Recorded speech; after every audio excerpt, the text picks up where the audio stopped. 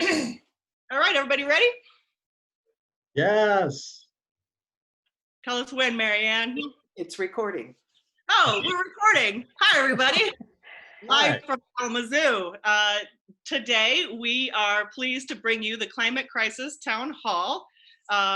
This is with our Kalamazoo Area Governmental Units. For those of you that don't know me, my name is Denise Keel, and I'll be moderating this session along with PhD candidate Naomi Bick from Political Science, and our Zoom hostess today is Marianne Rentz. This event would have been hosted with the Environmental Policy and Politics class. We always do a live experiential event at the end of the course. We would currently all be snacking on cookies and drinking coffee and shaking hands, but of course we are living in a very different time. While we wish we could have been in person, don't worry, the students still had to write papers, so those are coming in as we speak. But I would like to still thank the sponsors that would be supporting this event: Department of Political Science, Institute of the Environment Sustainability, our own Western Climate Change Working Group, and the Kalamazoo Climate Crisis Coalition. And lest I forget, today is actually Earth Day, and we are now partnering and part of the entire Kalamazoo Earth Week, hosted by the Kalamazoo Earth Day Festival. So happy Earth Day, everybody. And I just wanted to, let's see if I can make it go. There we go. Wanted to give a quick shout out and thanks to make sure everyone recognizes our participants here with us today. And you know, these public servants are extremely busy managing COVID-19 responses in our community. So I really want to make sure that we take a minute to thank them for taking the time to speak today about another ongoing crisis addressing climate change. So these folks are with us today: Commissioner and Board Chair Julie Rogers, Mayor David Anderson, Mayor Patricia Randall, Trustee Nicolette Leigh, and Supervisor Libby Heiny-Cogswell. And I've put this information up from their governmental website so that you can find them later and contact them to thank them, but also if you have any follow-up questions. This recording will be blasted out via email and on our website and social media today. So I wanted everyone to see the questions that we were going to try to cover today. I have, of course, given our participants these questions in advance with some time limits. I hope that we'll be able to have a little bit more of an open conversation than a rigid format, and we'll see how that goes. But essentially, we hope to reflect a little bit. It's the 50th anniversary of Earth Day today. The city, township, and county just passed Earth Week proclamations, so I'd like us to reflect on where we are today. Some of the governmental units have passed climate emergency declarations, so we'll talk a little bit about what that means. And then I want to hear from our elected officials about what they see as the impacts from climate change in their communities. Most of our time will hopefully be spent on what are we doing to address climate change in each of your districts. So that's kind of question 4. And then the follow-up of other major opportunities. Lastly, because we are living in the time of COVID-19, I'd like us to address whether there are any parallels or lessons that we learn to relate from our responses there to the environmental crisis. So that's what we hope to do today. So I'm going to stop sharing that and let us all just go ahead and get started. So the first question, again, is this idea of reflecting on the 50th anniversary of Earth Day. And I will go in rotating order. And so by last name, that means Mayor Anderson, and then Supervisor Heine-Cogswell, Trustee Leigh, Mayor Randall, and Chair Rogers. So Mayor Anderson, you guys just passed a proclamation. Any reflections as we celebrate 50 years Earth Day? Sure, and I might have more reflections, having been around longer than most people on this call. So I do have reflections, and it's interesting that, first of all, I just want to say this: thank you, Denise, for organizing this, and it's very nice to see everybody. We don't get to see each other so much here lately, and I just reflected on that on our City Commission meeting on Monday night, where this is the way I see city commissioners now. We don't see each other otherwise.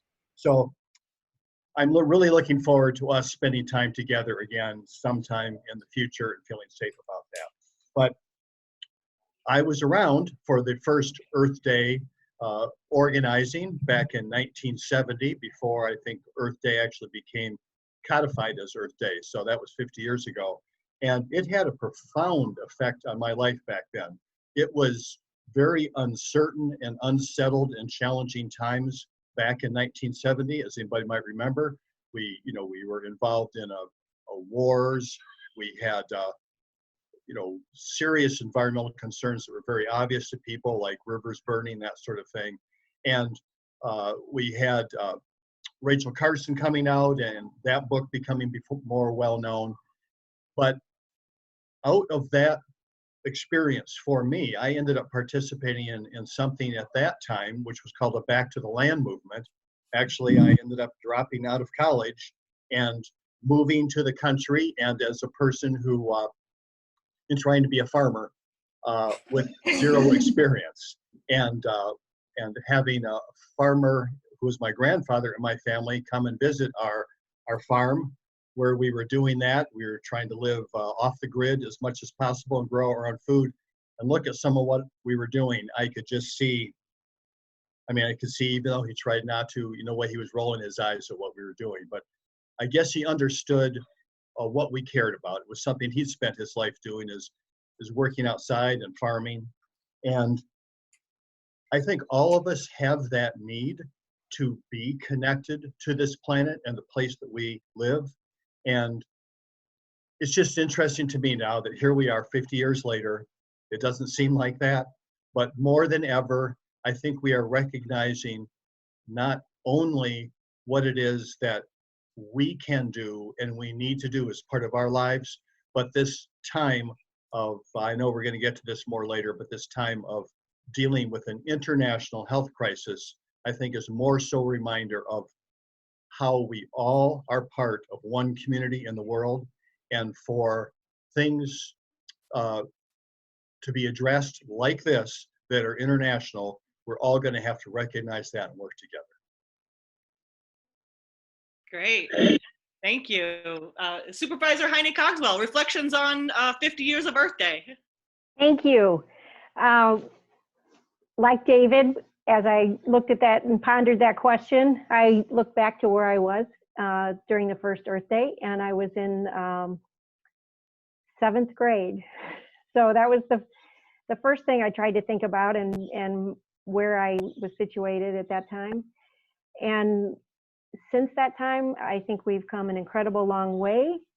I think back to what the garbage companies used to do with burning their trash on their property, no matter what it was, all the dumping, etc. So that Earth Day began a change that's had tremendous impact. I still think there's a long way to go for the next 50 years. And I also thought that there's a much longer timeline than even the 50 years, that the nearly decimating the bison in the 17th and 18th centuries, they've made a somewhat comeback. They're not extinct, but certainly going down from, I think it was 6 million bison in the US to a couple thousand at one time. There's been a much longer timeline to the cycle of being concerned about what happens to the environment in the US. Overfishing and polluting. We're dealing in Oshtemo with the pollution from the landfill, the KL landfill. So there's a lot that's happened, a lot that we need to still address. And one of the points that through that time and study of environmental history in America, the difference between preservation and conservation was driven home to me. And I think sometimes the public, property owners, get very concerned about what Earth Day means and might mean to their individual property ownership. And I think that there needs to be a broader understanding of the difference between preservation and conservation. That yes, preservation would be something that would impact and prevent things from happening on somebody's land, something like Yosemite National Park or something like that. There's certainly limits to what happens.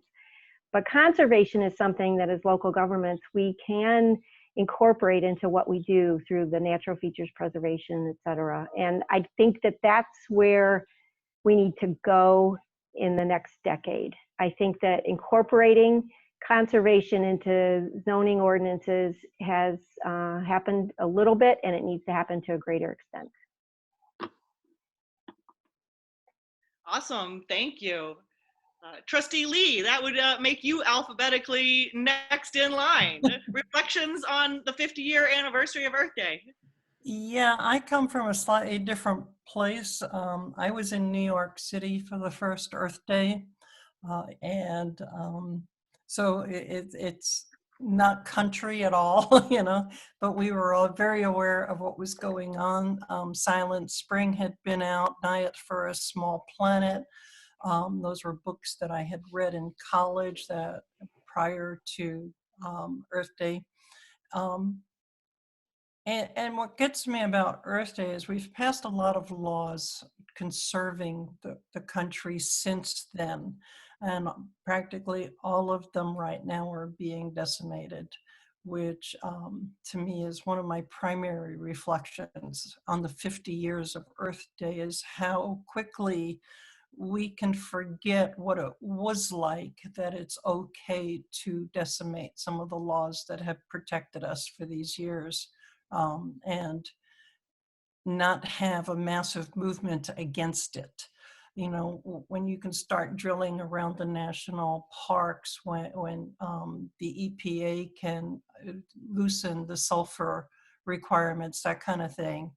It's the short-term memory of people is one of my major reflections, really, on this whole period. And how do we constantly remind people without badgering them that if we don't take care of the environment and what we have around us, that we're not going to have it in the future. When we hear of 1 billion birds dying, it's like you still see your robin out there, so it doesn't have that intrinsic feeling that if your pet bird dies. And so that's for later. But that's, I think my primary reflection is just the shortness of the memory that we as people have. Yeah, great comments. Mayor Randall, reflections on 50 years of Earth Day. Well, first off, Denise, thanks for having this. It's been a good exercise for me to kind of reflect on Earth Day and how it affects us all globally. My memories all go back to living in harmony with the planet. I was raised on a farm out in Mattawan, and my dad was a child of a farmer. And literally, we raised everything that we ate, from dairy products to chicken to all of our meats. I totally understood farming and planting a garden. Our house garden was 7 acres. And I lived amongst people that farmed for a living, whether it was grapes or fruit trees, and really understanding what the climate impacted the entire community, whether it was a harsh winter, whether it was an early frost, whether we lacked rain. And I remember in church, I'm Catholic, and the priest would pray for rain or would pray for the farmers. And so I was always aware of how our lives lived in harmony with the environment and people's well-being as well. I mean, we had honeybees, we tapped trees for syrup and all of that. And I really feel for the small farmer today, as things are so out of whack, and as we love a 70-degree day in March, how difficult it is for their entire crop of fruit trees when spring comes too early, or that type of thing. You know, how we live on this earth really determines our health, our well-being, and our survival as people. And when we forget those things, and when we over-fertilize, and you know, organic gardening was just a part of our life. I mean, and then, you know, and now I know books are written about it and all of that, but when I was growing up, it was just what we did. And we used the waste from animals to fertilize the garden and those type of things. So I think Earth Day is a call to action and a call to educate the people that didn't have those backgrounds, just the importance of what weather can impact people and man-made fertilizers and different things like that, or even hormones in animals, how they affect the health of people.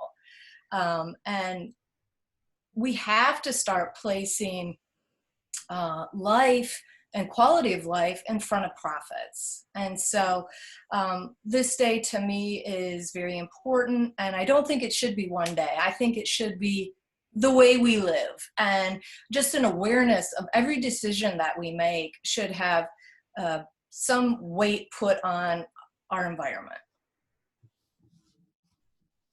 And I also appreciated the shout out to public servants and not politicians. So I think that's what we all here are at this level. And that's all I have to say on my reflections.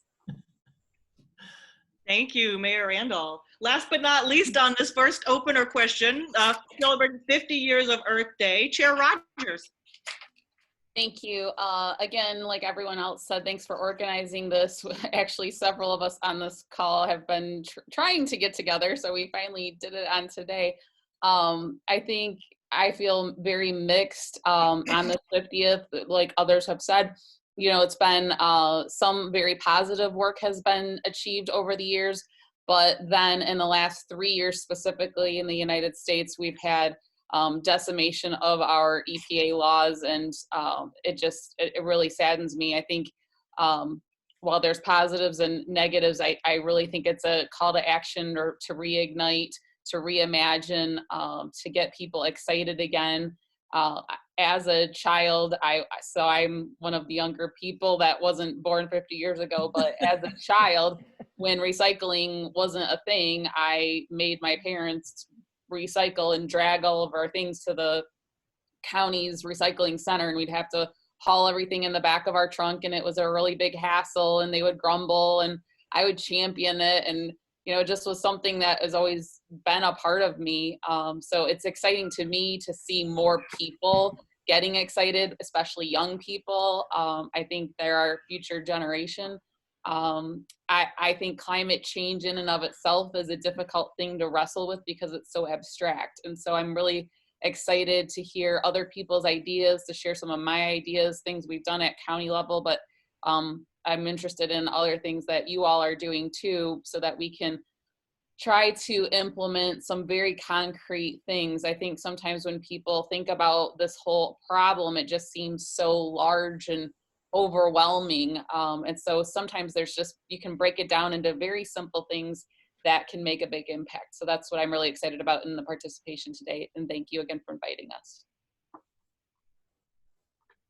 Great. Well, thanks. That should have gotten everybody's brain going, and lots of different thoughts and actions. So I want to move to the climate crisis now after these sort of broader environmental reflections. And many of you talked about how the original environmental movement was a call to action, was about raising consciousness of issues. And it certainly feels like we are in that time again with addressing climate change and changing that language to the climate crisis. 3 governmental units here, the Township, City, and County of Kalamazoo, have passed climate emergency declarations. And so I'm kind of wanting to hear from those folks first about maybe why you supported that and how you think that declaration is helping to guide your actions at your governmental unit. Trustee Leigh, do you want to kick that off, since you, I think, were the first government unit to even make that happen? Yeah, we did it in June of last year, and basically we had already the previous year passed a Paris Agreement support resolution. And so this was a follow-up saying that the things have gotten worse instead of better. We're actually in a crisis. We have to be aware of it. And as I said during my reflection, I believe that there's a very strong short-term memory that is a part of the human condition. And so by making resolutions periodically, we keep it in the forefront. It's not something that gets passed and 2-3 years later, everybody's forgotten it's gotten passed. Also, what we started to do with this, this June resolution, was when we started passing, like we bought a new vehicle for a garden, sort of a garden tractor. And so I could ask, why didn't we go with an electric version of it versus the gasoline version? And it had to do with the weight of what was being hauled. But, you know, these were the questions that now we had the document behind us to be asking these questions. And then we, I don't know if you want the resolution we just passed, the Earth Day resolution discussed, but that also was passed again as a reminder. This is something we generally do on, I would say, every year, maybe at the most every 2 years. And this year we specifically passed one again that talks about some of the good that came out of the Earth Day movement, the EPA laws, other environmental things that happened.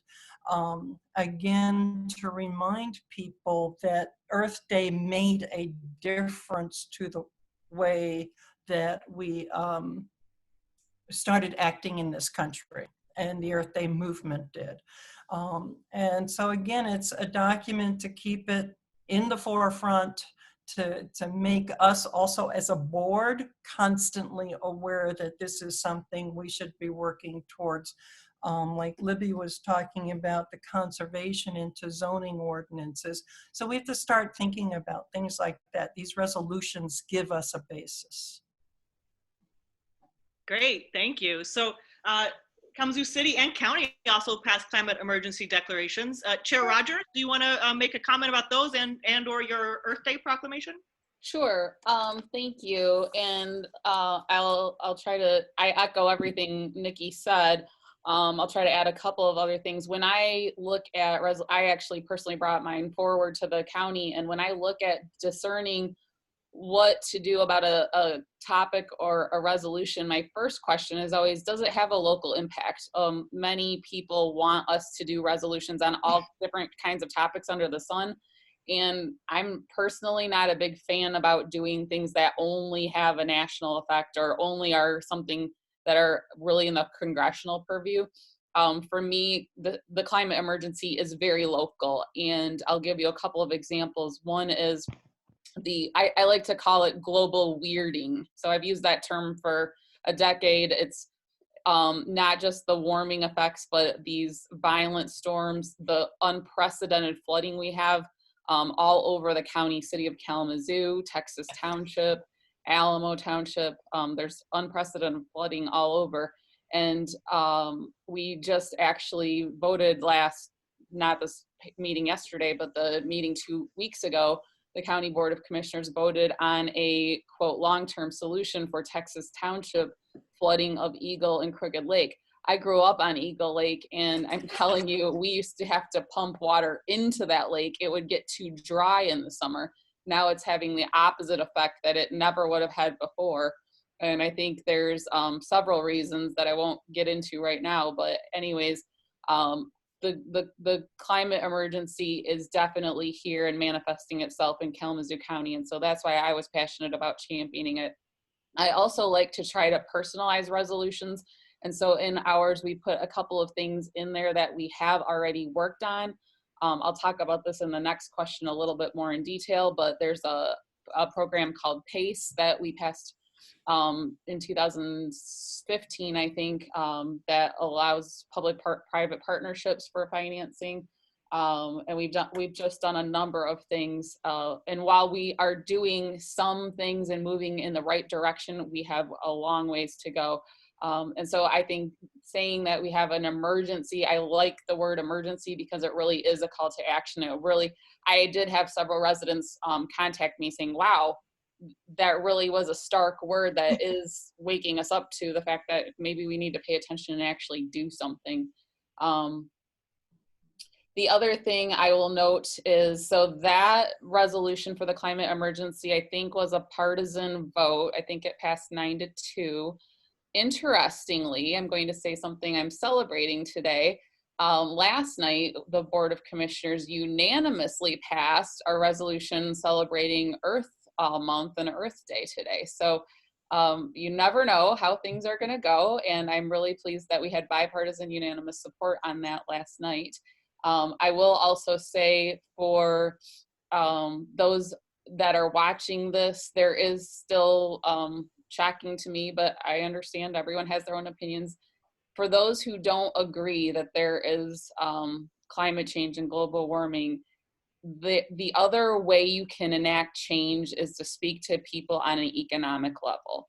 And so that's something I have done over the years with Board of Commissioners, is to meet them where the dollars are. So we have had some significant projects like our solar array that have gotten passed, frankly, because it's saving us dollars in the long run. Great, thank you. And Mayor Anderson, I'd be remiss if I didn't recognize the Environmental Concerns Committee role in helping bring forward the resolution to the City Commission. Did you want to make any comments on reflections on the climate emergency resolution and/or the Earth Week proclamation that you've also passed? Sure. So we should recognize that the city does have a long-standing committee, one of our advisory bodies, Environmental Concerns Committee, which Denise and I sat on together for many years, and so she got term limited out, right? That what happened, I think? Not for lack of interest on your part. What? I moved to the township, so technically Trustee Leigh represents me. Okay, there you go, Vicki. So, with that all said, so I just want to talk a little bit just about the resolution. As people said, that's a good reminder. It's a point in time. It's a way to circle back and make a statement and promote that statement. All of us in our personal lives and all of us in the work that we do with our local governmental units we are jack of all trades, master of none kind of people. We are manage all kinds of things and concerns from day to day that can change depending on the day, whether it's relating to our own budgets, whether it's relating to issues about streets, or it's relating to issues about PFAS or lead in the water, all those kinds of things. Sometimes you cannot predict what it's going to be and what's going to take your attention. So something like having a resolution like this can refocus that as it gets lost in all the other work you do, important work that we do together. So what does that mean for the city? I mean, it didn't change everything at the city. Obviously, for years and years, we've had environmental concerns committee meetings and things brought forward from that. We've had things like recycling going on. We've had issues, for years now about, not burning leaves anymore and composting our leaves and making leaves available to people, those sorts of things. And what things have been happening with more intensity lately? That's things like in 2017, when we adopted our strategic vision for the city, when the commission did that, one of the 10 strategic goals was related to environmental responsibility and sustainability. So it's getting more focused. But I think that's what's happening is a little differently from some things in the past where, for example, Clean Air, Clean Water Act, where there maybe were more specific measurements that you could look at. I mean, for example, things that we suffer from still, the pollutants from coal burning, increasing mercury levels, and so now we have to be careful about how many fish we eat in Michigan, those kinds of things. But you could manage that, you could watch that and see those things go down and see a result of that. And I think it is more difficult now for you to do something today and you can't really tell in any defined particular way the benefit that's having. It's a longer, bigger, broader thing. So even though this work has been going on and it has refocused us, and the city's done some things lately as it relates to all that, things like our Natural Features Protection Ordinance, which we recently passed. Things like our zoning changes we're working on now, which are very challenging because we're looking at this idea of more density being allowed in urban areas to decrease sprawl and spread and the detrimental effect that can have as it relates to, environmental issues all the way across the board. But right now, we do have an individual at the city, Jamie McCarthy, who is identified as our sustainability, our environmental issues coordinator there. And she is working to finalize our sustainability strategy. So we're going to try to take that work and make it all the more granular, pick out very particular things that won't be, I would say they'll be in two categories. One, what is some specific new thing we can do? And maybe there will be things that we can do better all together, all of us that are talking and more than each individual one of us could do. I would say that's definitely the case. But what can we do that we integrate into our normal work so that this idea of addressing our concern we're becoming more and more aware of related to climate change is actually incorporated into our day-to-day operations, whether it be things you might not even think are connected to it. Okay, maybe parks are, but how is the work we're doing at public safety incorporate that kind of thing? So it's just an important reminder, and I think it is a call to action. And I think, Denise, just organizing this, this is the first, obviously, this is virtual and that's unusual, but I think this kind of thing can be nothing but positive when it comes to how can we all work together as a region to do this kind of work and support each other. That's great. And Trustee Leigh is smirking over there because she and I were on a call yesterday discussing exactly this, learning some lessons from way up north, Marquette, who is trying to do some very, very similar things, and in working with the partnerships with the community groups, with professors, and with governments. So I wish, again, we were in person trading plans. We're going to get there. I want to give the opportunity. I know that Portage and Oshtemo have not passed a climate emergency declaration. That doesn't mean you're not doing work. Is that something either of you want to speak to? Have you considered that, and why or why not? And if you want to speak to that, Mayor Randall? Sure, thank you. Historically, the Portage City Council has not dealt with global issues. We try to stay local in our focus. It does not mean that as a city, we do not have an action plan for conservation, recycling, maintaining open spaces, all of that type of thing. We do proclamations more readily than we do resolutions. It doesn't mean that each individual council member can't bring this up on their own statement of council. But I can very easily speak for our entire council when I say that this is on all of our radar, and that the decisions that we make as a governing body, hold this very dear. We have an environmental board, which is very, very active in giving our council directions on what we can do better locally.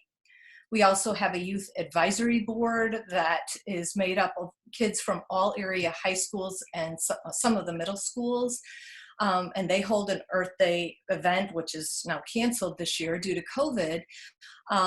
They give out saplings and different bulbs, and really kind of trying to teach children, how you give to the earth and the earth gives back. And Portage has had the status of Tree City USA for decades. We always hold an outdoor event before one of our meetings right around Earth Day where we plant a tree. Romance Garden Center has given us a tree, a specimen tree that we plant around City Hall for the past 50 years. We actually are running out of space as these trees mature, but I think it's the symbolic gesture that, we're all digging the hole, we're all planting the tree, and we're all going to enjoy shade from trees that we've never planted. And it just kind of pays it forward. The city has over 1,000 acres committed to over 20 parks, 55 miles of green bike trails. We have 5 lakes. We have a creek, or Portage Creek.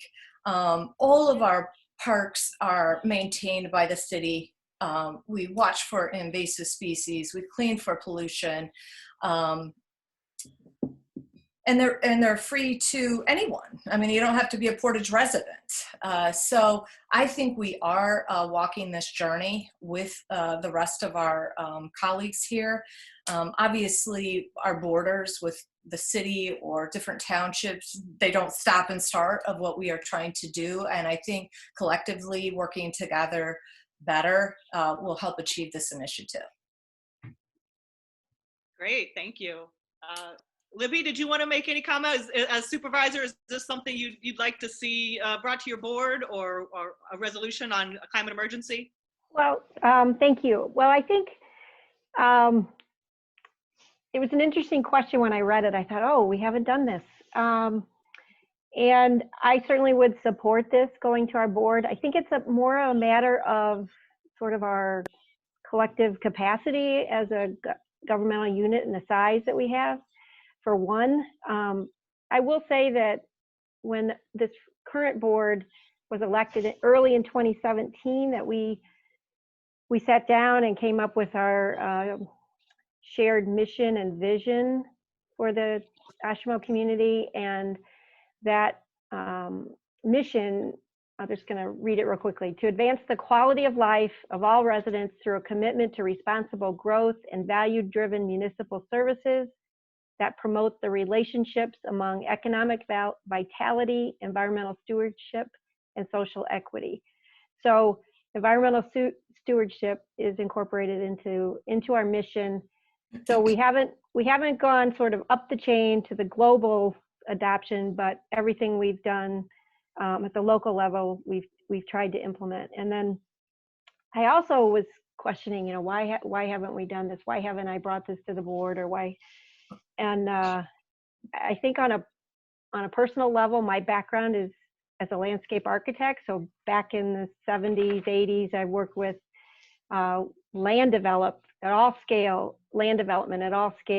you know, 200,000 acres or more, a million acres in Texas, down to somebody's half acre or less private home parcel. So working at all different scales, but it all involves, you know, dealing with land. And so how does that happen responsibly? So I've been working first in my career toward that goal, working with native plants, incorporating native plants into landscape plans when that was not a popular thing to do, working with a mentor that had started doing that in the 50s and sort of had an awakening about that.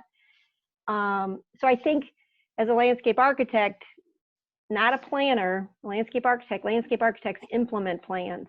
And so I want to implement. So I haven't looked to that global. I've looked at how can we implement some positive land development strategies? How can we responsibly do that in the township? And that's one example. And we'll get into some others later. And we're fortunate in Oshtemo. We have people that do have that global vision. We've got, I believe it was Dr. Nicolette who donated, I think, 70 acres to the Southwest Michigan Land Conservancy to conserve the oak savanna prairie ecotype there.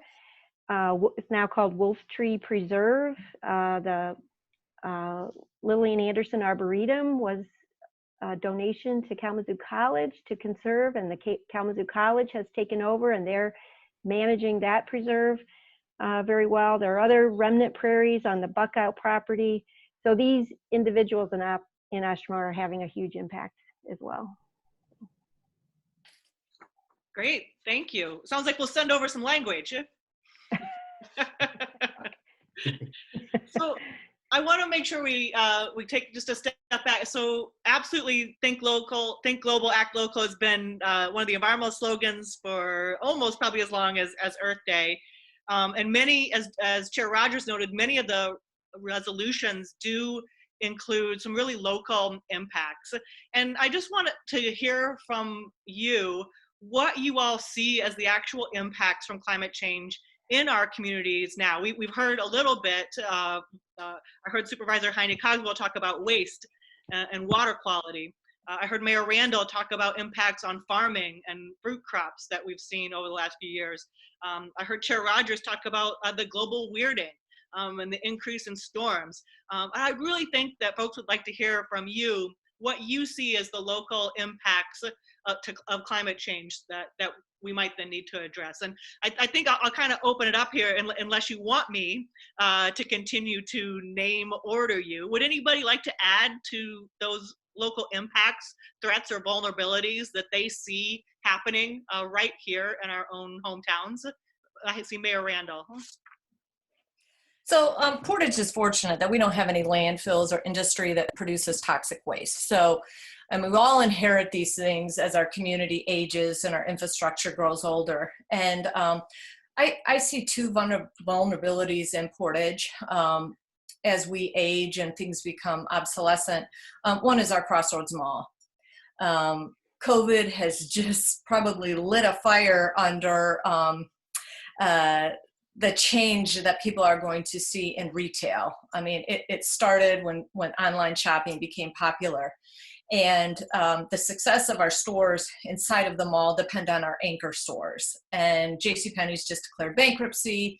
Burlington Coat Factory is only on one level. Sears went out. Macy's is hanging by a thread. So that is a very large structure. I'm not sure how energy efficient it is. It's a lot of parking space. Sears alone takes 14 acres. So, I mean, when you just, with including parking and that type of thing. So, you know, I have confidence that we can redevelop this site. It is the core of Portage. As far as our tax base, retail used to be 28% of our tax base. It's now 7%.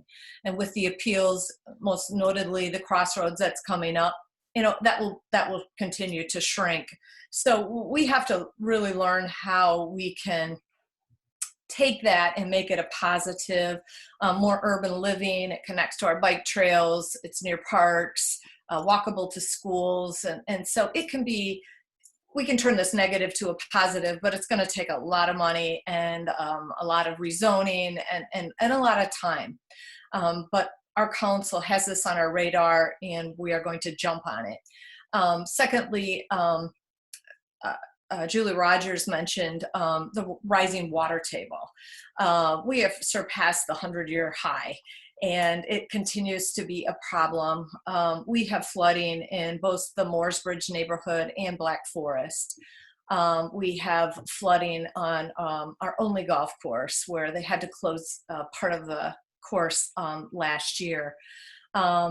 Development has interrupted the flow of water with the Hampton Bog, with Center Street and 131. Here again, these things happened way before any of our leadership, but we are now, during times of crises, having to deal with the decisions that were made and try to find engineering ways out of this so that nature can continue to function as it will, regardless of how much pumping we do. So, you know, we are concerned not only with the quality of life of people that are affected by the high water levels, we are concerned about the housing values or the inability to sell houses. We are concerned about the closure of a golf course that is pretty challenging to keep up and running with competition in Michigan and our shorter seasons for golf. We are concerned about mold and health issues with people, and we're also concerned about insect infestation. So we just hired a firm last October, Fishbeck, to look at our options on how we can solve this so that we can continue to maintain those water levels. And we have a meeting on Friday that reviews their 4 or 5 different options that they have and how we fix or mediate these problems, what it will cost us, and who will bear the brunt of this cost. So we have $1 million in our CIP this year for our upcoming year to look at this very issue. But, you know, here again, when Mooresbridge went in the early 80s, this just wasn't a problem at all. And, you know, here we are 35 years later where it's a big problem. So those are the vulnerabilities that we're feeling in Portage right now. Thank you. Trustee Leigh, and then Chair Rogers. Yeah, we have the same problem with the water. Lakewood is our most vulnerable area for flooding. And I think it's going to be from now on a continuous problem. And what do we do with the people there? What do we do with the housing? How do we mitigate the flooding? It's going to take some cooperation with Comstock, since part of the problem also there is the dam that they have. Um, but the water table is definitely rising, and so the flooding issues are becoming much more serious. But I also, if I look out into the future, and I don't have a crystal ball, I'm just, speculating. I see a relatively large migration of people coming to Michigan as the rest of the country becomes relatively inhabitable between the droughts in the west, the fires in the west, the floods along the coastlines, the heat in the south. Michigan is going to become much more attractive to a lot of people. And Dave mentioned that they're already beginning to work on density in the urban areas. I think that's something we're all in this whole county are going to have to start looking at. In the Southwest, we're basically the largest urban area, and we're going to have to be looking at increased density. And with the increased density, also all of the traffic mitigation, how do we build the traffic so it's bike friendly, pedestrian friendly, and safe for all the new people who will be coming in. I also unfortunately see the possibility of water wars with the Great Lakes. The water wars are common out west where the Colorado feeds all the different states south of Colorado, and west of Colorado. It goes all the way to California. And I think right now the Great Lakes have been pretty much the property of the states that border the Great Lakes, being one of actually here the largest source of fresh water. I can see that they're going to start being water wars where other people want the water. And how are we going to protect our rights and to the water? So I think we have a number of different issues, some extremely local, like our flooding in Lakewood, others as potential area with the urban sprawl that we're gonna, I think, be looking at within the next 20 years. And then the water wars that I can see definitely happening, because I lived in the West for so long with the water wars there. You're not used to it here. I'm used to it from back there. So. Thanks. I think I had Chair Rogers next. Impacts local community. Sure. Just to touch on a couple of other things that are newer. We have, of course, we have brownfields in all our jurisdictions. Our county brownfield has done a great job over the years of trying to do public-private partnerships, but we still continue to have contamination from companies. So making sure we hold them accountable and try to be a little more proactive instead of reactive, because there's simply not enough dollars to go around.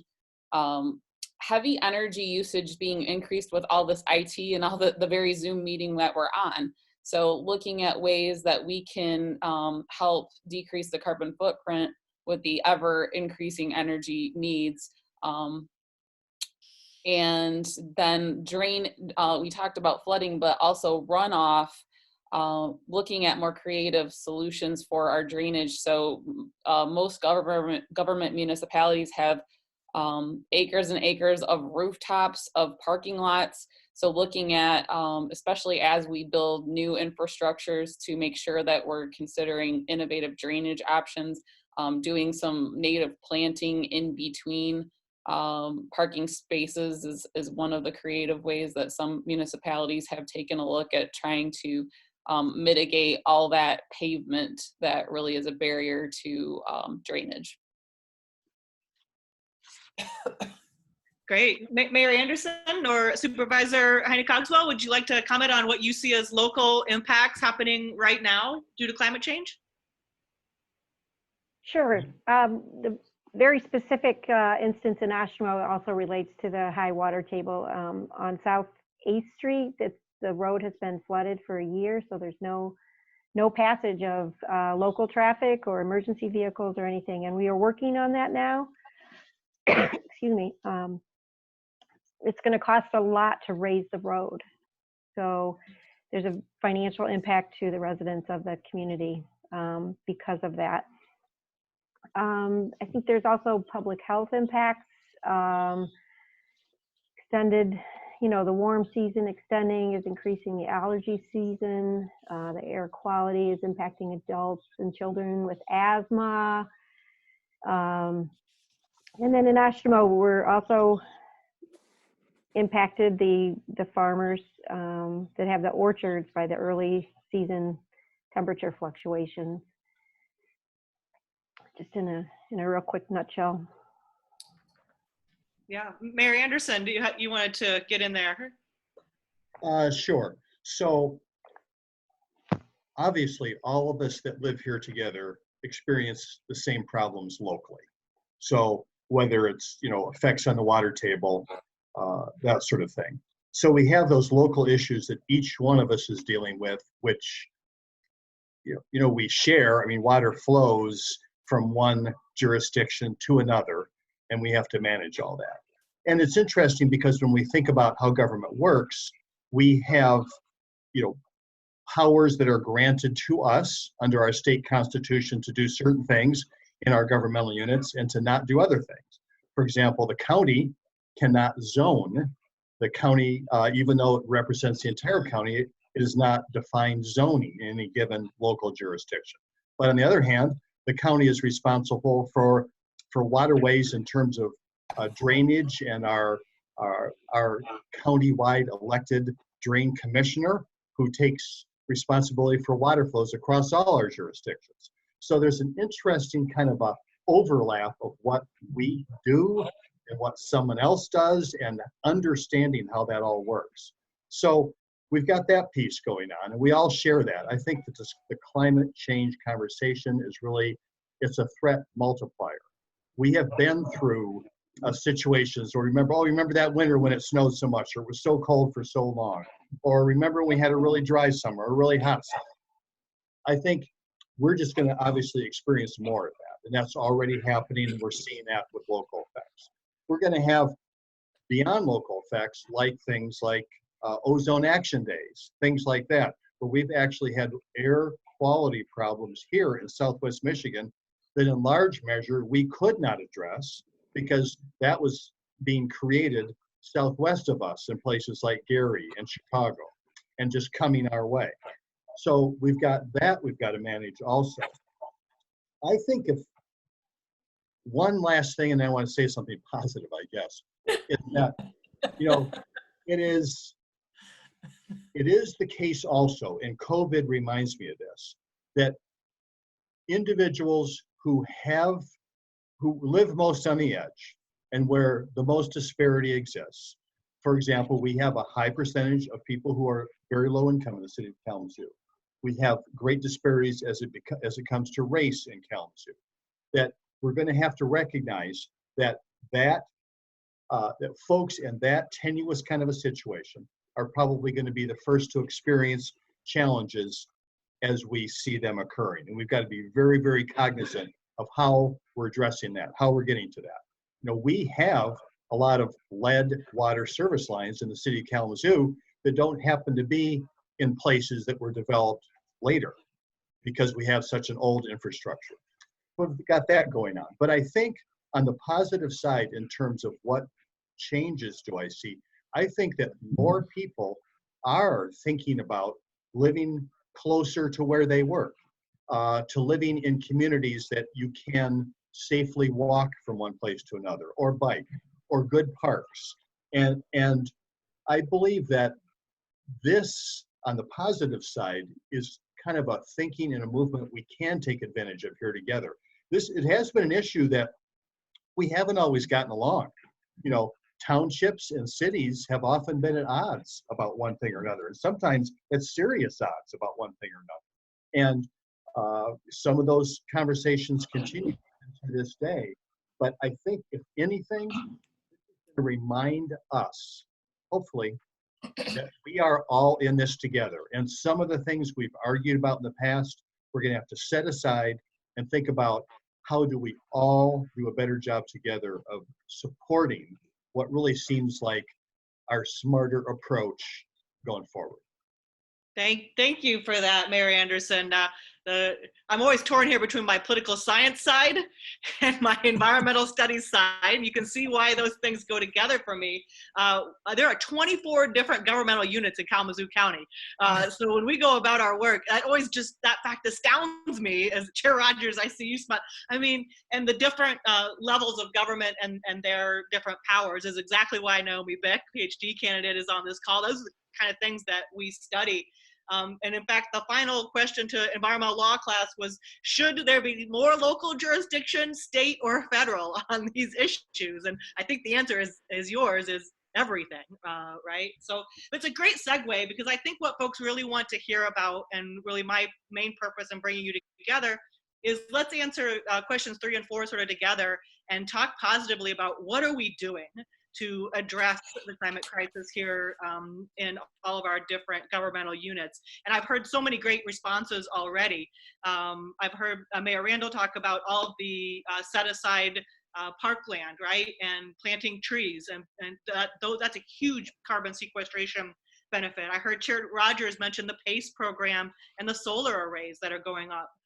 Mayor Anderson, I heard you mention the national features protection, maybe even composting, and both you and Supervisor Heiny-Cogswell really pointed to zoning and the use of land, native plantings, those kinds of things. And I might have heard Trustee Leigh say something about electric cars. Those are all solutions that I've seen in some of your plans or not. Please just share with us. Let's take the bulk of the rest of our time here together to talk about what you are doing in your governmental units, and maybe where you are in status-wise with climate action planning. And do you want me to go in order? Does somebody want to tackle that first? Libby, you'd be first if we go in order. Okay, I'm happy to go.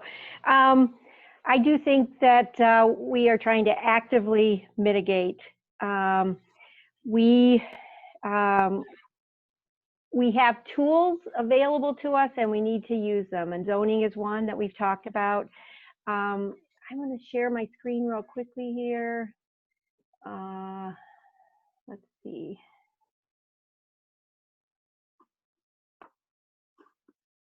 That cat video, is it? So, a couple things. So, in 2017, the township adopted in the zoning ordinance, the Natural Features Protection District.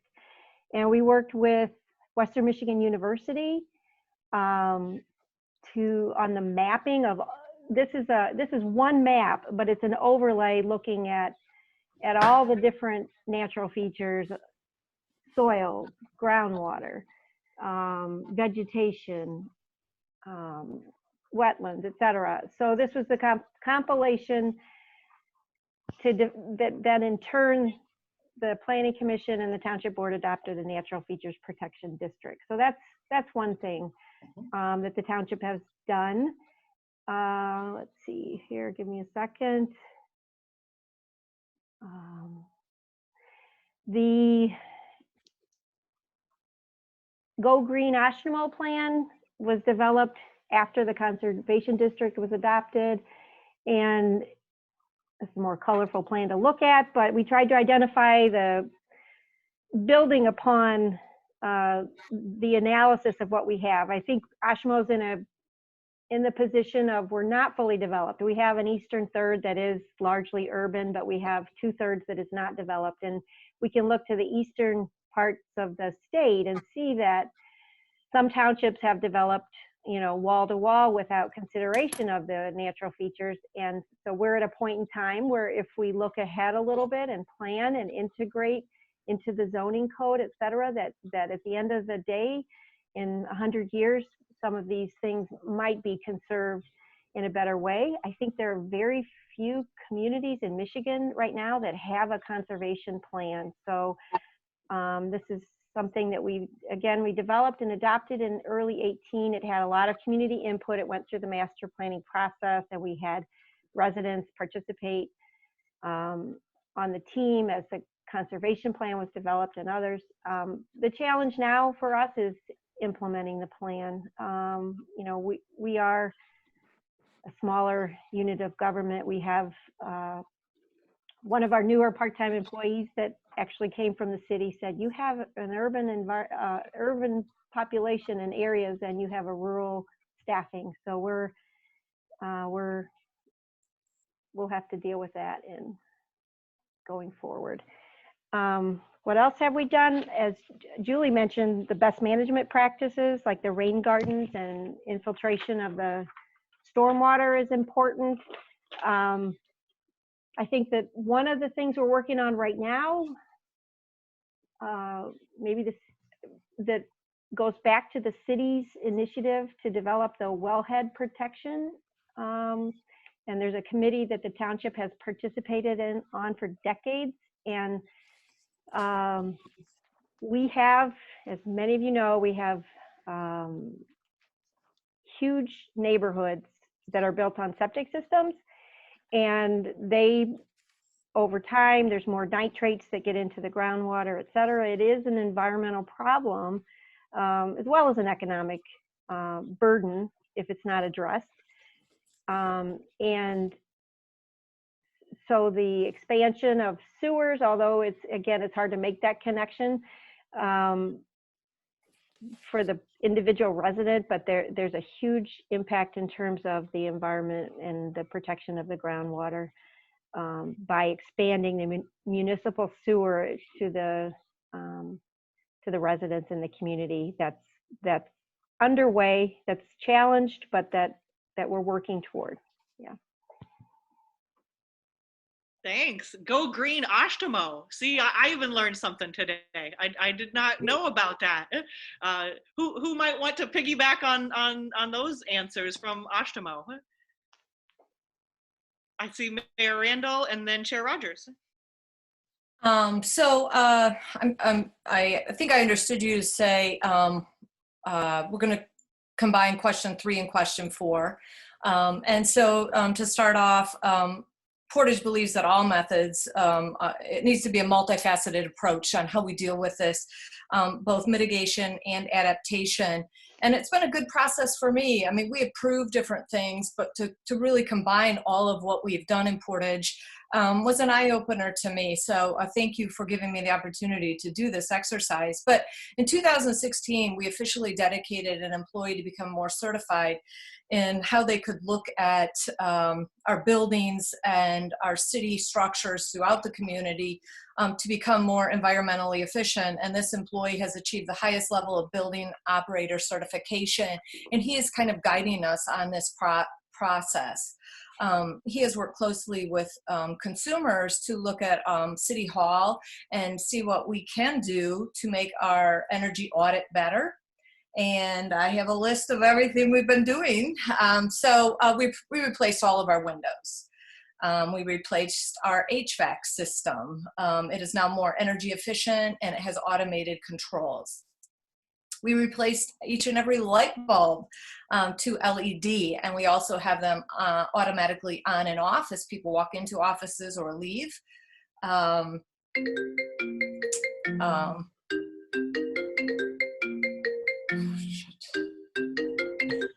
Everybody do the Zoom. My phone is ringing. It's not me, Dan. Yeah.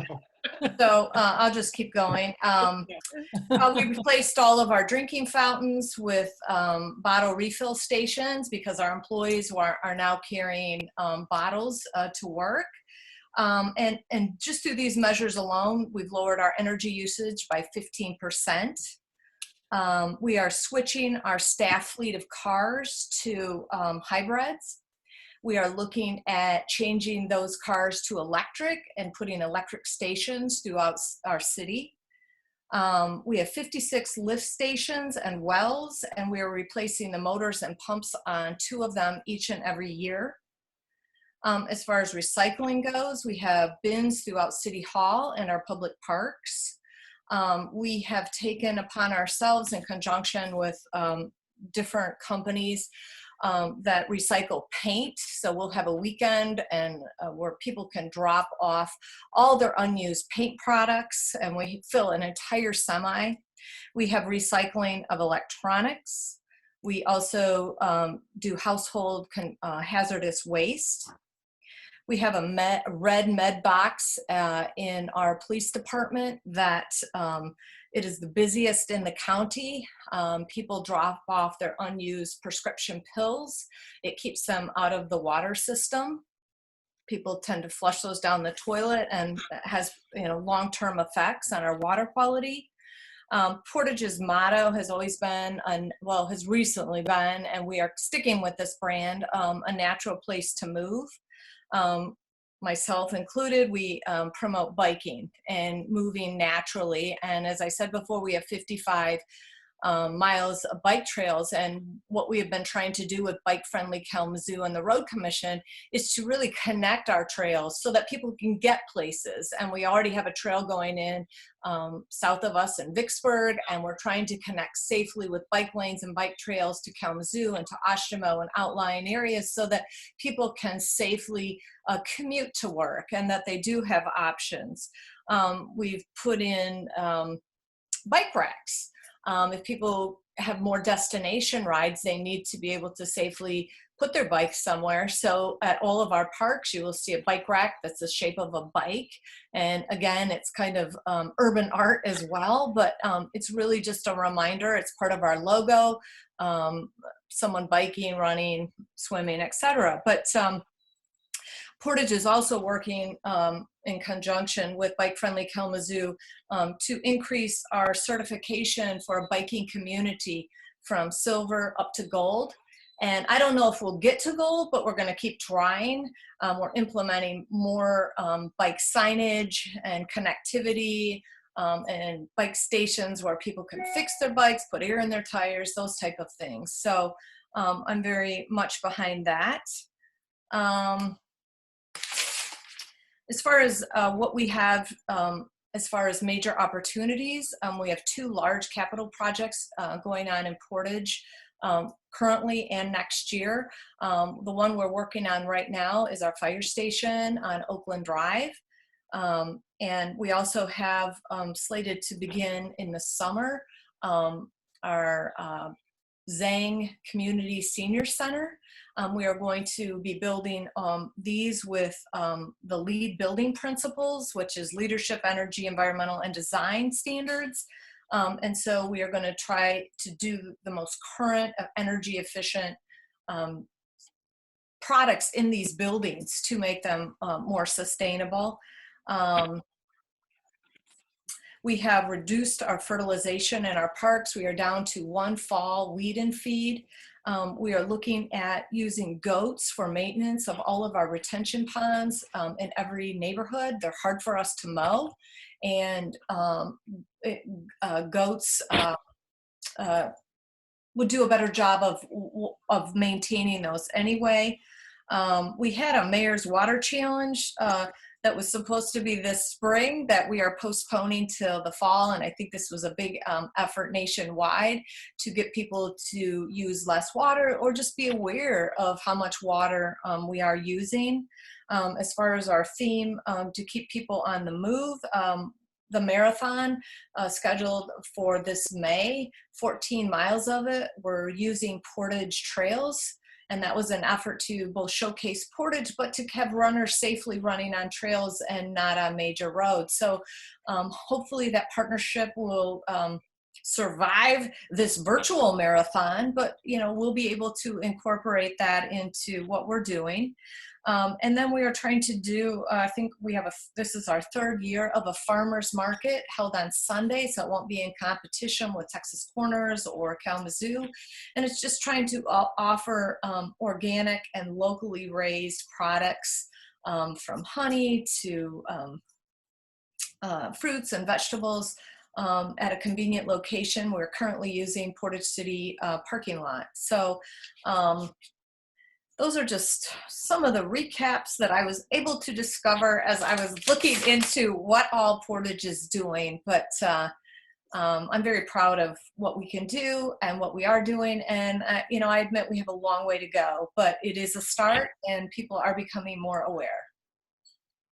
Great. Wow. I would need your list so we can share that. Now that we've all learned, I learned so much that you guys are doing that I didn't know about as well. That's why we need to host these things and get together. So I'll make sure to direct folks to your city sustainability pages or any of the resources that you want to shoot me later. We'll try to compile those so folks can dig on their own. But hearing it from each of you is what sparks people's imagination. So thank you for that. Chair Rogers, the county I know has been doing a lot of stuff as well.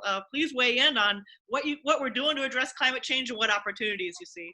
Well, first I want to say maybe we could have a goat sharing pool or something, and they could move from the city of Portage to the city of Kalamazoo, Kalamazoo Township, Kalamazoo County. We could all change days of the week or something. That's good. I'm going to start a little negative and then get to the positive. So historically at Kalamazoo County government, we have not been intentional about these projects at all. In fact, it wasn't until 2015 that we did the PACE program, and it wasn't until 2017 that we actually put in our budget a sustainability policy. However, I do want to say that, like I touched on earlier, whether you agree with climate change or not, dollars and cents talks. And so we have been very strategic from an energy efficiency standpoint for a number of years. In fact, I would say probably decades. And so as our boilers and chillers fail, or as our lighting needs to be replaced, we've constantly had a commitment to doing the energy efficient upgrades, mostly because it just makes financial sense.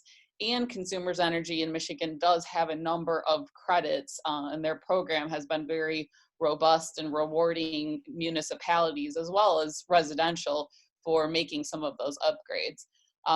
With that said, I will say that our structure is that our Buildings and Grounds Director heads up the implementation side of what the Board of Commissioners kind of directs. And like I said, in 2017, we did create our very first sustainability policy that was enacted into our regular budget process. I think municipal budgets are really an instrument or a demonstration of our values. And so I think that was really important to insert into the regular budget a sustainability policy.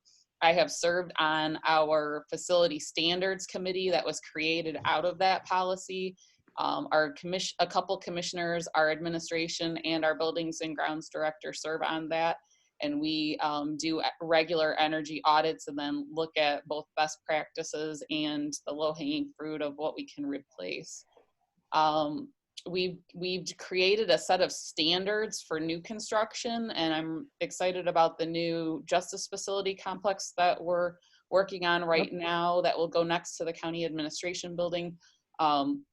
There's going to be LED lighting, shading for the buildings and the window fixtures, a white roof, which has a lot more energy efficient capacity than a traditional black roof. Low or no VAC paints. So those are just a few things. And people ask me a lot about LEED all the time. What a lot of people don't understand about LEED certification is you have to pay to maintain that certification every year. And it's very costly and frankly not affordable for our municipality. So we're taking the approach of utilizing the laundry list of LEED standards and working towards that, but we will probably not be pursuing LEED certification just because it's another payment, frankly, that we would rather put into actually implementing sustainability features. On average, we're spending about $400,000 a year on deferred maintenance upgrades to more energy efficient capabilities and technologies. Areas for opportunity, I just mentioned the Justice Facility Complex. I am very jealous of Portage's windows. We have a lot of windows. The biggest one is in our county administration building that are extremely poorly constructed and not energy efficient. And so as we move forward in deferred maintenance, that's one of the things at the top of my list, but it's extremely costly for window replacement, but I think that's a major opportunity. Also, I think engaging with stakeholders, I love this opportunity. And again, thank you, Denise, for letting us have this and promoting it. I hope a lot of people view it, but I think I'm learning from each of you, but I think all of us government units do a really good job with implementation and design. We don't do such a good job of telling our stories. So that's something that our board has been kicking around for the last 6 to 9 months, is doing a better job once we do creative things to make sure we share the story with the public and with each other. And I look forward to future areas for more collaboration.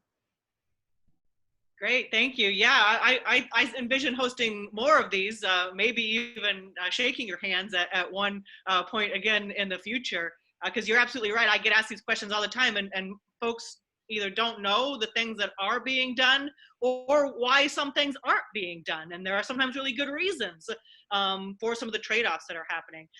I know we're getting close here on the time that I did make you commit to. I want to make sure Mayor Anderson and Trustee Leigh get to weigh in on what you are doing to address climate change. Who wants to go first? I'll go first since nobody's saying anything.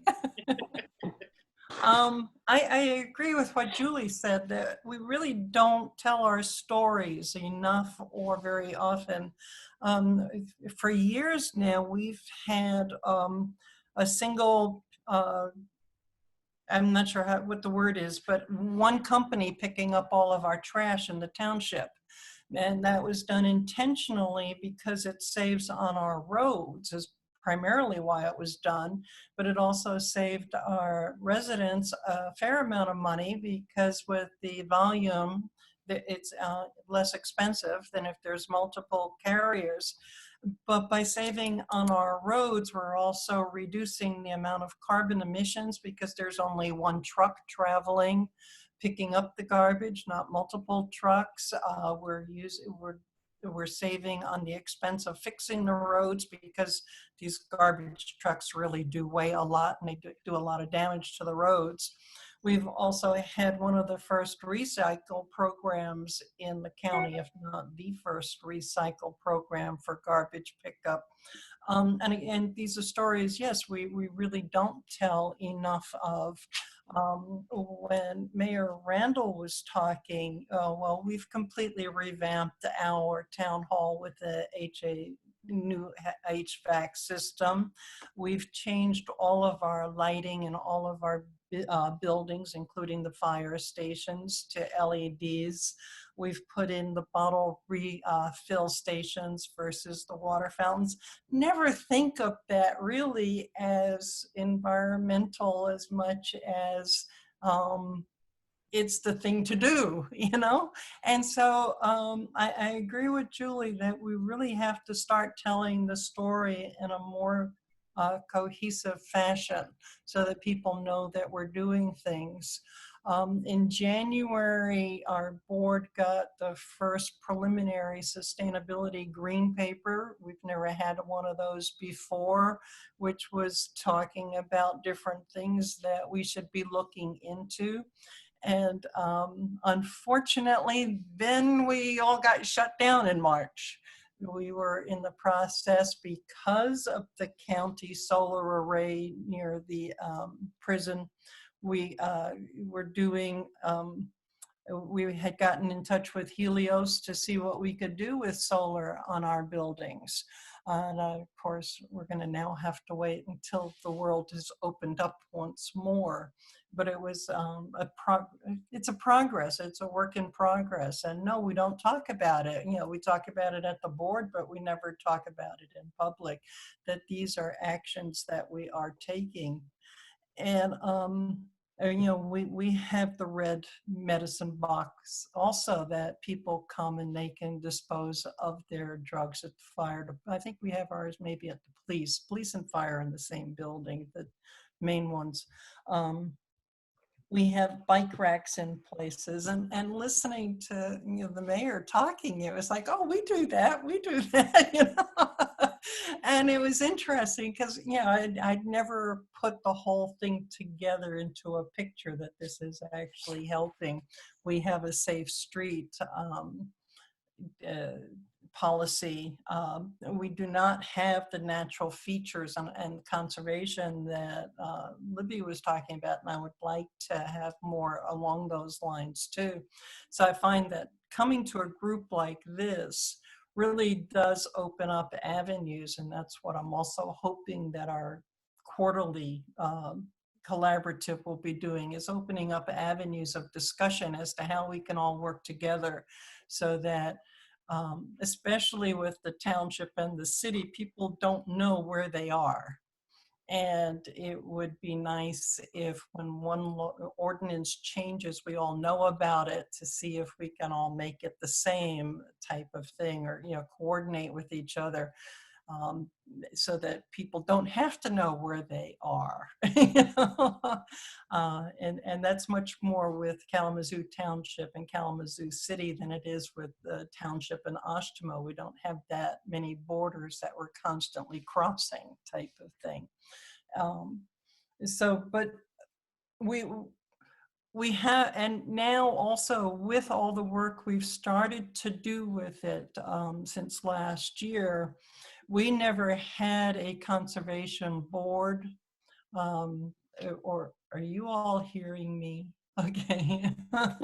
We never had a conservation board or environmental board, but now Molly has been given a part-time position. Her job's been changed so that part-time she is a sustainable environmental employee versus just being the executive director, executive assistant to the manager.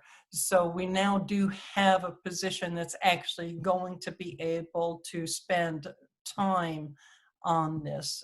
And it's the first time I think we've had that since I've been there. So, for a while. Thank you, Nikki. It does, committing resources is incredibly important in this. I know we're at time. I hope you'll all hang out with me for about 5 more minutes at least to make sure Mayor Anderson gets to talk about, there's so many things happening with the Sustainability Committee that's been created, the draft climate action plan, and you've also budgeted a staff position to spearhead these efforts as well. Tell us a little bit more about what Kalamazoo is doing, and I hope everyone's willing to give me a +5 here. Oh, sure. Thank you so much, Denise. And actually, you listed those things, and maybe I won't use this time just to go into all the details there, but there's definitely the Kalamazoo Sustainability Plan is to be written and done as our timeline by the end of the summer. Now, I don't know if things about outreach may hold that up because we're not doing that, but that is our target by the end of the summer to have that work done, which is going to have many more specifics in it, and is also going to include a great deal of community participation. The city has had an orientation along these lines for years. And for example, we've done things like we did replace all our windows and the HVAC and put a green roof on our city hall. And that was back when we had ARA funding, American Recovery and Reinvestment Act in 2009. Now that's how we were able to afford to do that work. But one thing, just kind of listening to us all talk, and this is the first time we've had this discussion, is that I guess I've had a couple reflections now during this conversation that have been clearer that weren't so clear coming in. And that is, we have Earth Day, and we're talking about that, and we have the climate resolution, Denise, which you helped work on and bring forward at the city. Thank you so much for that work. And those things are, I guess are part of a whole bigger picture, because it reminds me in our conversation, we're talking about not just climate change here. We're talking about things like, what about pollutants in a septic tank and whether you should be collected to a sewer line? We're talking about things like not spraying so much in city parks. We're talking about things like, not having people using reusable bottles because we have drinking fountains where people can fill things up. So there's all kinds of pieces of this stretching from one to the other because Earth Day is such a big thing. But over the course of the last 50 years, we keep it in mind that 20 million people participated in the original Earth Day actions. And that was approximately 10% of the population of the United States at that time. And guess who was president of the United States at that time? Nixon was president of the United States, who a lot of people probably don't think about as being an environmentalist. We think of Nixon, we think of a lot of other things. But under that leadership, and because of that interest at a national level, we got the Clean Air Act, the Clean Water Act, the Environmental Protection Agency, and so on and so forth. So there have been many benefits that have come out over the last 50 years on all these topics we're talking about. But the awareness, I'm kind of thinking now, the awareness is growing related to the climate change piece of it. That was not so much in the consciousness, 50, 40, 30, maybe even 20 years ago. And so I believe that we actually, as a group of members of this country, there is fairly unanimous support for many of the things that were passed as a result of Earth Day. I think people are now almost take that as a matter of course that maybe of things that you didn't recognize decades ago. And so how do we begin to move the idea of climate change into our Earth Day consciousness and build a universal recognition about what we can do about that? Talking about ARA and how we put our green roof on, I don't want to get too complicated here, but budgets make a big difference. And there was a discussion about, you express your values at a local level by how you spend your money. And I have to say, in our current situation, we're looking at how our budget is going to be diminished at the city of Kalamazoo. It is very possible that state shared revenue will be going down. Certainly our fees for all kinds of things are being vastly diminished. And that means that's going to hamper us in doing new extra things, because I believe that we're going to be experiencing this to an effect that none of us know at this point what that's going to mean all over the place, not only an individual's budget, but our city budgets. It all flows together. So it is the case that sometimes townships or adjacent cities, we're collaborators, but we're also competitors. There are things that we want for our own jurisdictions, and sometimes we're working with and or not with each other to do the best we can for our own local jurisdiction that we represent. And maybe not only the recognition of climate change, but maybe this challenge to budgets that's happening. I feel like now's the time, and I'm sort of we're into this, but proposing a challenge for all of us, is that we use this and we mark this as a time when we are going to collaborate all the more, because there's bigger reasons to do that work.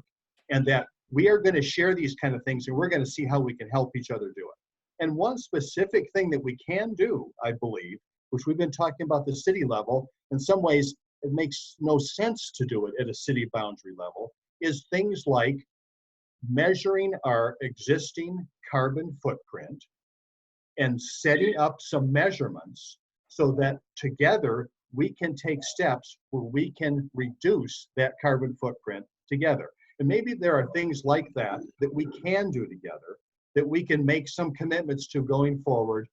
A cost to doing that measurement, yes. Maybe some cost to kind of manage it over the course of time, but where we can have very specific measures that we can point to, that we can say we are making progress, and here's how we know how, and we're doing that together. So I appreciate so much you pulling us together. Like Chair Rogers said, Patricia, Randall, and Rogers and I have been talking about doing some sort of video event together. So we didn't have to organize it. You did it. Very much. And I really love seeing everybody, but I think there's a challenge to us coming out of this going forward. And I really think that we're up to it. Thank you for that. Thank you for the segue here. I will give everybody at least a final closing minute here to bring it back to the big picture. If there's anything else that you want to say, and especially in relation to, we are all living through COVID-19 right now and these incredibly challenging times, and thinking about that and the crisis response as well. Just any final comments on where we are and how you're doing. And I will go in order here and try to keep it succinct, so that I know many of you probably have another Zoom call today. My order here, since you got to go last on the first question, we'll start in reverse order. So we would start with Chair Rogers. Any last comment or bringing this back to the big picture or relation to COVID-19? Sure. I think there's a lot of parallels. I think for years, both of these have been emerging crises in the making. I think that we need to pay into our budgets for resiliency and preparedness at all levels, national, state, and local. It's been demonstrated now that, I don't know how many people realize this, but in the Affordable Care Act, the original one passed under President Obama, there was plenty of money in there for preparedness, for public health, and some of that money was stripped out for other things. Just like climate change, both of these things are slowly creeping, and then Kaslamo, we're in the middle of this major crisis and having, in some sectors, a major meltdown and malfunction. The positive is that there is good news, and that there is hope, and that there are things that we can do. We're staying at home right now, which is ironically helping heal our earth and reducing our carbon footprint. So I think it's a really symbiotic relationship, and these two major things are completely interrelated. The last thing I want to do is read a quote. I participated in the All Kalamazoo book read, the We Are the Weather book by Jonathan Safran Foer, and this is one of my favorite quotes from his book. You're entirely capable of doing things you aren't moved to do and refraining from things that you want to do. That doesn't make you Gandhi. It makes you an adult. So pick a few things and act today. Thank you. Great. In reverse order, Mayor Randall. So my reflections with COVID and the climate crisis is that we have just lost our balance. We are out of harmony with across the entire world. We are all suffering because of decisions that have been made or not made. And I think when profit trumps life and the quality of life, we see where some people profit from others, and different populations suffer more greatly. I think as leaders, we need to unify in our approach. In 2015, Portage was one of the first in the county to offer single stream recycling. And it increased our recycling tonnage per month by 200%. So people want to participate. People want to get involved. It's just, as leaders, we need to show them how they can better do that. And I think the entire county is now using single stream recycling. So look at all of the garbage that we have kept out of our parks, our streams, our landfills. And I mean, that is a very positive thing. I heard a quote on the news today, and so I'm going to end with that. As people stay home, Earth turns wilder and cleaner. And we've all seen the videos of the wild animals, whether they're kangaroos or bears or pigs, or where they're coming in and the streets are desolate with people, and the animals are taking over territory that used to be theirs. And people are seeing mountain ranges and vistas that they haven't seen because industry has created so much pollution, whether it's locally or coming up from the south or whatnot. I mean, these are quality of life issues, and decisions are made by others that I think we need to really revisit and see, once we get out of this COVID, what we can do learn from it and to go forward in a very positive manner. So thank you again for hosting this. I've learned a lot and I've enjoyed this time. Thank you. Trustee Leigh, some succinct closing words. What I've been reflecting on with the COVID and the climate change is twofold. One is I think that it has definitely proven that a lot of the pollution is man-made. By staying home and being able to see the mountains in Los Angeles, being able to see the mountains in Phoenix, you have proven that the pollution is man-made and is reversible. And we just need the wherewithal, we need the stamina to reverse it. And then the other side of that coin is we need to be more prepared for the unknown. We know that pandemics occur. We know that pollution occurs. There's a lot of things that we don't know occur or will occur. And I just think we have to start having a generic emergency preparedness for whatever occurs, so that if something happens and people lose their jobs, what is the how do we help them? What do we have, like the food for the children from the schools, but that's going to run out of money eventually, and without the prior commitments to do funding this, to having these supplies on hand to get us through an emergency. And I think that as we have to be much more prepared for anything that comes along. And I didn't think to end with a quote. I'm sorry. It was not something I thought of. So I've been looking at the daffodils every now and then, and all I can think of is the poem, The Field of Daffodils, and so I'll just end with that picture in my mind. I'll put that as the tagline so people watch all the way to the end. Goat sharing and daffodils. Wait for it, right? Supervisor Heiny-Cogswell, do you want to say just very, very briefly, hopefully, any closing words or connections to the COVID-19? Sure, just real quickly, it's been nice trying to see some upsides of the COVID, and some of my neighbors have mentioned how it's just the slower pace has created a sense of community in our neighborhood, which is very nice, and hopefully some of that will continue. One thing I forgot to mention in terms of what we're doing is we're converting streetlights. We've done that on Stadium Drive from to LED from other less energy efficient projects, and I failed to mention that.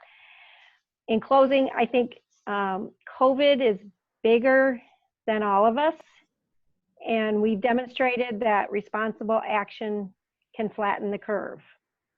I think similarly, climate change is bigger than all of us, but we can have an impact.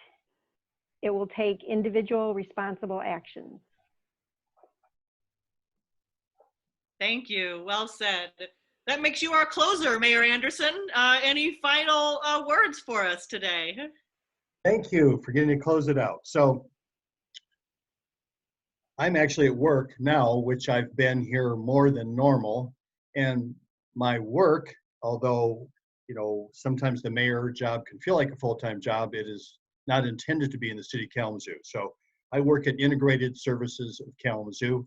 We're the public mental health provider. We also provide shelter for 40 or more individuals on any given night.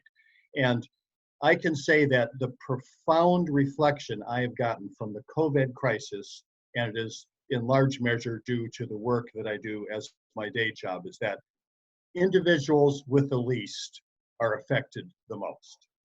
And that is going to be the case in climate change. That is the case for a pandemic like COVID-19. And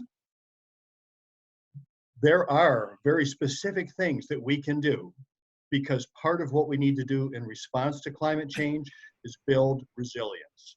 And resilience is not an imaginary kind of an idea. It is very specific things. Having access to clean water, having a place to quarantine a place to be home. Those kinds of things, I hope, is the kind of work that we're going to focus on more than ever when we come out of this COVID-19 and begin to work our way out of this issue, because those exact things, when we address the needs of those who are in most dire circumstances, that is going to create a situation where our hearts are open and we are doing the work for each other. And it is very specific things that we can do and get done. Been very profoundly meaningful and challenging time for a lot of people, and me included here in the city. Thank you all so much for taking time out of Thank your you. already normally busy schedules and in these challenging times. I so wish the students were here to be interacting with you. I'll let you know what they say about you in their final papers. We will definitely need to be doing more of these again. I'm sad you didn't get to see my t-shirt from maybe my first Earth Day 1987 or 86, Earth Day every day. So I would pull that out of the vintage. And I just want to say again, thank you so much to all of our public servants. Yes, Mayor Randall, thank you for echoing that term. That's truly what you are. We appreciate everything that you are doing. I can't wait to share this with our public, and hopefully they will follow up with you on your websites and for questions, and continue to come to meetings like this virtually or in person. So with that, I'll say thank you, everybody, for going over a little bit of time there, and I hope to do this again. Bye. Thank you very much. Thank you.